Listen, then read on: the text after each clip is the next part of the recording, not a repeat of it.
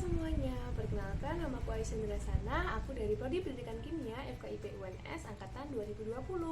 Nah, pada kesempatan kali ini aku akan memberikan sedikit materi mengenai sistem kristal. Sebelum kita masuk ke video pembahasan, tolong untuk like, komen, dan subscribe video channel aku ya. Terima kasih semuanya.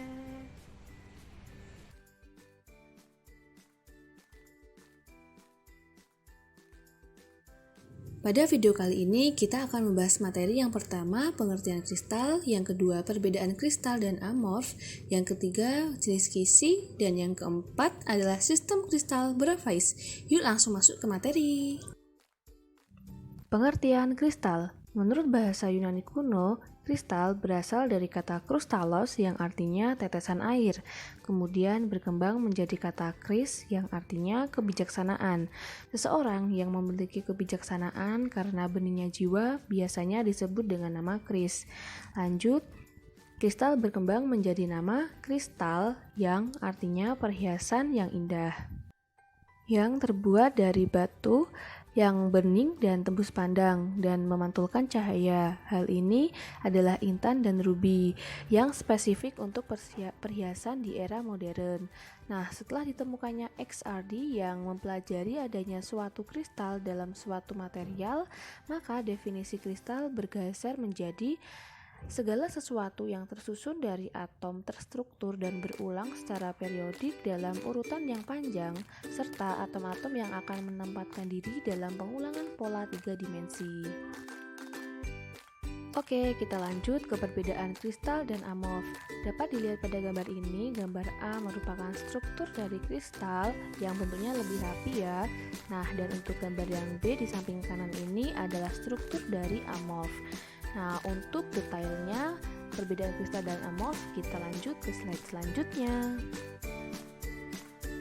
Oke, kita masuk ke kristal dulu ya. Nah, bisa dilihat pada gambar ini, kristal itu suatu bahan padat yang tersusun dari atom-atom atau ion-ion dalam suatu struktur mikroskopis yang teratur dan padat.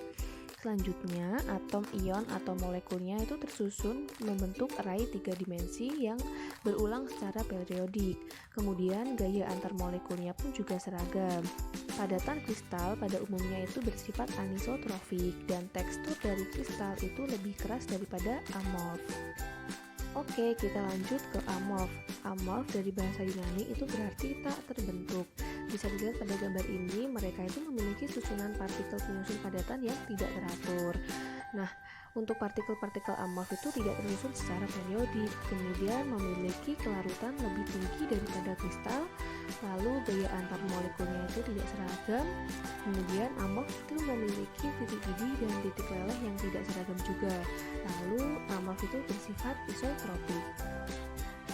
Oke, kita lanjut ke jenis kisi kristal. Sebelum itu aku mau jelaskan apa itu kisi. Kisi adalah sebuah susunan titik-titik yang teratur dan periodik di dalam ruang. Sebuah kristal ideal disusun oleh satuan-satuan kristal yang identik secara berulang-ulang yang tak hingga dalam ruang. Oke, kita masuk ke jenis kisi pertama, kisi primitif atau sederhana. Nah, titik kisi ini hanya terletak di sudutnya saja. Bisa dilihat di sini ada sebuah balok yang kisinya itu ada di titik-titik sudutnya.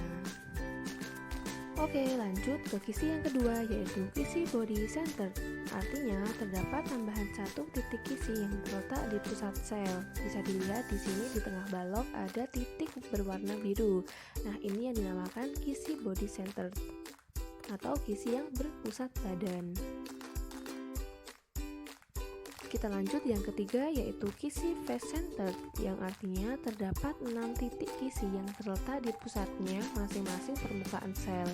Bisa dilihat di sini bahwa di setiap sisi itu terdapat titik merah yang merupakan kisi face center. Dan yang keempat yaitu kisi base center atau ABC. Nah, artinya itu terdapat satu titik kisi pada salah satu permukaan sel. Bisa dilihat di sini salah satu permukaan sel yang atas dan yang bawah terdapat satu titik kisi yang berwarna hijau. Selanjutnya yaitu sistem kristal berfaiz. Nah, sistem kristal Bragg ini dibagi ke dalam 7 sistem kristal. Penasaran? Yuk langsung simak terus materinya. Oke, yang pertama yaitu sistem kristal kubus. Sistem kristal kubus memiliki panjang rusuk yang sama antara rusuk A, B, C sama panjang, serta memiliki sudut alfa, beta, gamma yang sama besar yaitu sebesar 90 derajat. Sistem kristal kubus ini dapat dibagi ke dalam 3 bentuk yaitu kubus sederhana yaitu sebelah kiri, kemudian kubus berpusat pada badan yang ada di tengah, kemudian kubus berpusat muka yang ada di sebelah kanan. Baik, yang kedua yaitu sistem kristal tetragonal. Pada sistem kristal tetragonal, dua rusuknya yang memiliki panjang sama yaitu rusuk A itu sama panjang dengan rusuk B namun tidak sama panjang dengan rusuk C, dan semua sudut alfa, beta, gamma itu sebesar 90 derajat. Pada sistem kristal tetragonal ini hanya memiliki dua bentuk, yaitu sederhana pada gambar sebelah kiri dan berpusat badan pada gambar sebelah kanan. Oke, yang ketiga yaitu sistem kristal ortorombik. Sistem kristal ortorombik terdiri atas 4 bentuk, yaitu ortorombik sederhana paling kiri, kemudian body center atau berpusat badan ditunjukkan dengan warna atom yang biru, kemudian berpusat muka ditunjukkan dengan atom berwarna merah, lalu berpusat muka pada dua sisi ortorombik yang ditunjukkan dengan atom warna hijau. Panjang rusuk dari sistem kristal ortorombik ini berbeda-beda ya, jadi rusuk A itu tidak sama panjang dengan B dan tidak sama panjang dengan C.